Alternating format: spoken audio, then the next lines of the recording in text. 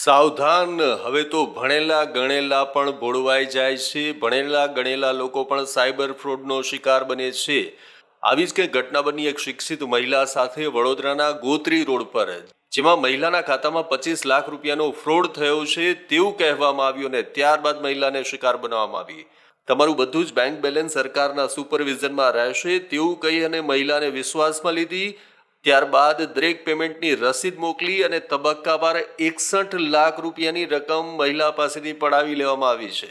ભેજાબાજોએ મહિલાને સાયબર સેલના અધિકારી તરીકે ઓળખ આપી, પોલીસનું આઈડી કાર્ડ પણ મોકલ્યું અને ત્યારબાદ આ શિક્ષિત મહિલા તેમની વાતોમાં આવી ગઈ અને 61 લાખ રૂપિયા ગુમાવી બેઠી છે. આ અંગે મહિલાએ વડોદરા સાયબર ક્રાઇમમાં ફરિયાદ નોંધાવી છે. ત્યારે વાત એવી સામે આવી છે કે આ જે પણ ગેંગે છેતરપિંડી કરી છે તે કદાચ અંધેરીની ગેંગ હોય તેવી શક્યતા સેવાઈ રહી છે.